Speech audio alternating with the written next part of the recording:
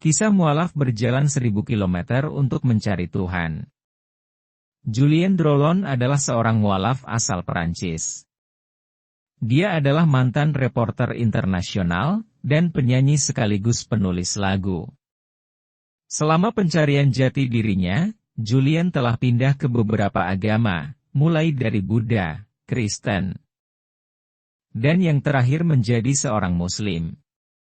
Semasa kecil, Julien yang beragama Kristen Katolik, begitu religius dan ingin menjadi seorang pendeta. Ketika masih merasa tidak puas menjadi seorang penganut Katolik, sang ibu mengarahkan dia ke agama Buddha dan mengizinkan untuk bepergian pada usia 18 tahun. Pada generasi ibunya yang menganut Katolik terjadi pengabaian, karena berbagai alasan, tetapi mereka masih percaya pada Tuhan atau sesuatu yang bersifat spiritual.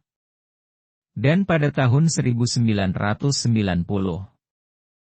dengan keyakinan kuat memaksa dirinya untuk pindah ke Buddha akibat sosok Dalai Lama. Mereka menggunakan film untuk mempromosikan agama ini, dan Julien menyukai bagian meditasi damai dari Buddhisme. Julien menceritakan hal yang membuat dirinya mempertanyakan keyakinannya. Jadi dulu saya menjadi penyanyi selama beberapa tahun. Ketika saya berada di Hong Kong untuk konser di sebuah festival, saya bermain di depan penyanyi favorit saya. Saya bertemu dengannya dan dia menghadiri konser. Saya merasa sangat rendah hati. Dan berpikir pasti ada sesuatu yang tidak beres dalam hidup saya, ucap Julien. Saya tidak tahu apa itu, tapi saya pikir, saya tidak benar.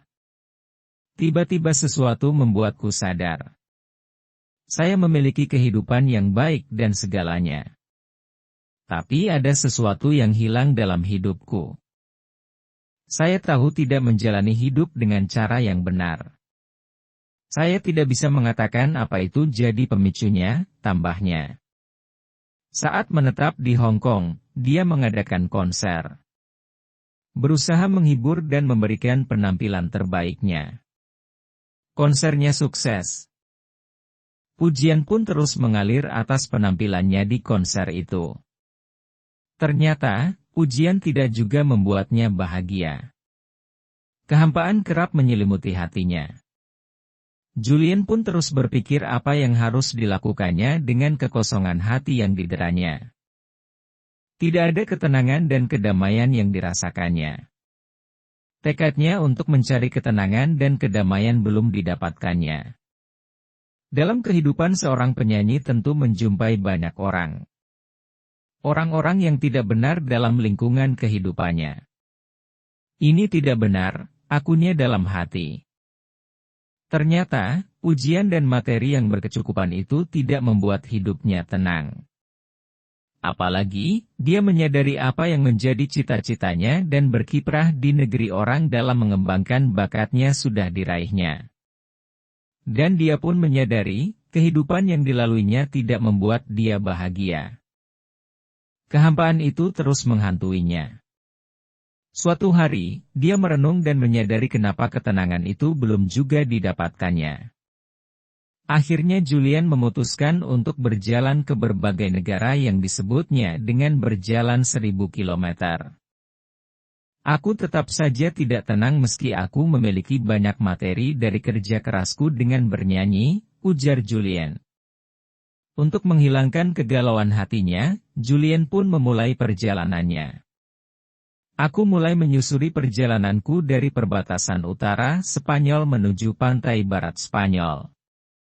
Di sepanjang jalan aku banyak bertemu dengan orang-orang, terangnya. Sambil berjalan aku terus berdoa agar aku ditunjukkan keajaiban. Tuhan, tolong tunjukkan kepadaku, itulah doaku sambil terus menyusuri perjalananku, ucapnya. Hingga hari terakhirnya Julien di negara Abu Dhabi yaitu tepatnya di hari ke-30. Setelah di Abu Dhabi, dia pun berencana untuk kembali ke Filipina. Sebelum bertolak ke Filipina, pesawat yang ingin ditumpanginya delay selama 6 jam. karena bosan menunggu di Bandar Udara Abu Dhabi. Akhirnya Julian memutuskan untuk berjalan-jalan sambil mengitari kota Abu Dhabi. Aku menyetop taksi dan menaiki taksi tersebut. Aku meminta supir untuk mengantarku ke tempat yang tenang walaupun untuk beberapa saat, ujarnya. Di dalam taksi sang supir sambil nyetir menghidupkan radio lantunan Al-Quran. Aku terkesima mendengarnya, bahkan sampai terasa ke lubuk hatiku yang terdalam, ungkapnya. Lalu dia pun bertanya kepada sang supir. Lagu apa ini? Tanyanya kepada sang supir. Supir itu pun menjawab. Ini bukan lagu, ini adalah murotal ayat-ayat suci Al-Quran. Ini adalah firman Tuhan bagi umat muslim. Kalau kau dan keluargamu tidak ingin ke neraka, jadilah seorang muslim.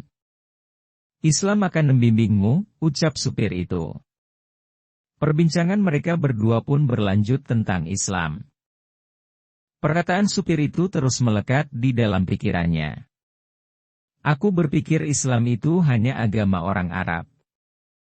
Supir itu pun mengantarkanku ke satu masjid di negara Abu Dhabi. Saat itu, azan terdengar.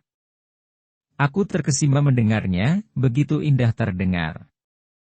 Usai perjalanan 1000 kilometer. Dan kembali ke Filipina, Julian tetap bepergian ke berbagai negara dengan perjalanannya sebagai penyanyi. Begitulah kehidupannya. Saat berada di Tanzania, Ciprus, di Nicosin, aku kembali mendengar suara azan. Suara itu sangat menarik hatiku. Aku terkesima mendengarnya. Wow! Itu benar-benar indah, suara itu sangat menarik hatiku, ucapnya. Suatu hari Julian merenung dan dia pun menangis. Ada dua fakta yang memengaruhi pikiranku, bahwa Al-Quran adalah 100% firman Tuhan. Dan banyak dikatakan dalam Al-Quran terjadi sekarang ini. Padahal Al-Quran sudah ada ribuan tahun lalu. Seakan aku tidak percaya semua keajaiban itu. Aku sangat tertarik cerita tentang Islam, dan aku juga sudah melakukan perjalanan 1000 kilometer, lalu aku berpikir harus ada yang membimbingku. Tapi, Julian kembali berpikir bahwa agama Islam itu adalah untuk orang Arab. Suatu hari, dia membaca tentang turunnya hujan seperti apa yang tertulis dalam Al-Quran di YouTube. Pada saat yang sama, tiba-tiba hujan itu turun persis di jendela kamarku, dan itu terjadi hanya di luar depan jendelaku saja, di tempat lain tidak.